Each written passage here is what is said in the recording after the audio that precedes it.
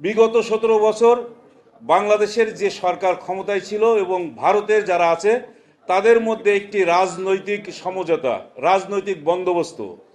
সে রাজনৈতিক বন্দোবস্তটা হচ্ছে এরকম: বাংলাদেশ থেকে তারা সব কিছু নিয়ে যাবে ভারত, কিন্তু বিনিময়ে বাংলাদেশকে কিছু দিবে না।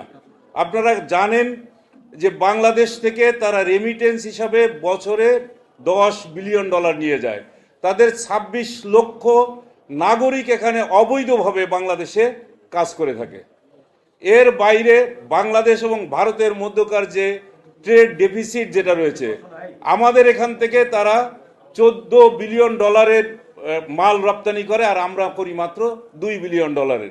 এই বিষয়গুলো এত তাদেরকে আঘাত করেছে এই 16 বছর পরে এসে, যখন এই আওয়ামী লীগ, যে বিগত দিনে আওয়ামী লীগ সরকার ছিল, তাদের বিপরীতে দাঁড়িয়ে যখন অন্তর্বর্তী সরকার এসে এই বিষয়গুলো ধরছে, তখনই তাদের মাথা খারাপ হয়ে যাচ্ছে।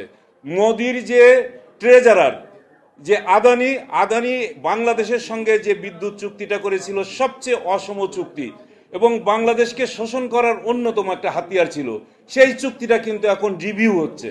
সেটা দেখবেন এখন বাংলাদেশকে তারা নানাভাবে, বাংলাদেশে যা কিছু ঘটছে তার চেয়ে বিপরীতমুখী অন্যরকম প্রোপাগান্ডা চালানো হচ্ছে। আপনারা হাজারি গলির কথা তো শুনেছেন, যে যখন চিন্ময় প্রভু ব্রহ্মচারী, তাকে তার নেতৃত্বে ওখানে অনেক লোকজন ছিল, আমাদের এইখানে বলা হচ্ছে তাদেরকে বাবা বানারস নামে একটি সামাজিক যোগাযোগ মাধ্যমে প্রকাশ করেছে যে সেই দিন নাকি 50 জন, ওই রাতে 50 জন হিন্দুকে হত্যা করা হয়েছে।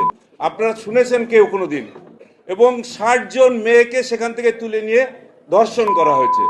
এই ধরনের তারা প্রোপাগান্ডাগুলো চালাচ্ছে। আর একটা কি করছে, একজন আছেন, আমি আজকেই দেখলাম, মেজর জেনারেল অবসরপ্রাপ্ত বক্সি, তিনি তার টুইটার হ্যান্ডেল, যেটা এক্স হ্যান্ডেল এখন আছে, সেইখানে তিনি আমাদের বাংলাদেশের যে ম্যাপটা তৈরি করে দিয়েছেন, একেবারে তেঁতুলিয়া দিনাজপুরের একটা অংশ দিয়ে রাজশাহীর এই পর্যন্ত বলে দিয়েছেন যে এটা হচ্ছে হিন্দু দেশ, হিন্দুদের জন্য একটা আলাদা রাষ্ট্র করে দিতে হবে। কত বড় রাষ্ট্র, মানে তারা এই বাংলাদেশের বিরুদ্ধে প্রচারণা যে চালাচ্ছে, তার অন্যতম উদাহরণ হচ্ছে এই একটি ঘটনা।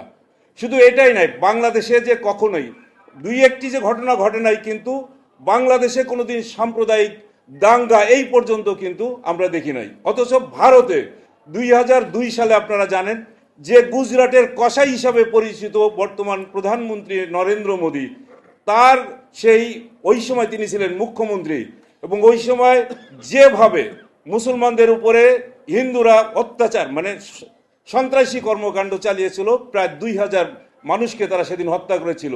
কংগ্রেসের এমপি, তিনি হচ্ছেন এহসান জাফরি, তাকে পর্যন্ত তার সপরিবারে সেই বাড়িতে পুড়িয়ে হত্যা করা হয়েছিল। একবারও কিন্তু এই যে বিবিসিতে বিভিন্ন সময় নিউজগুলো এসেছে, কখনো কি শুনেছেন আপনারা? এবং এটার ব্যাপারে আদালতে মামলা হয়েছে, সেই মামলা পর্যন্ত গ্রহণ করা হয় নাই। এবং মোদিকে এই জন্য গুজরাটের কসাই হিসাবে আমেরিকাতে তার ভিসা বন্ধ করে দেওয়া হয়েছিল। ভারতে যে সমস্ত ঘটনা ঘটে, তারা তো যখন তখন যে কোনো মসজিদের নিচে থেকে মন্দির মানে সৃষ্টি করে থাকে।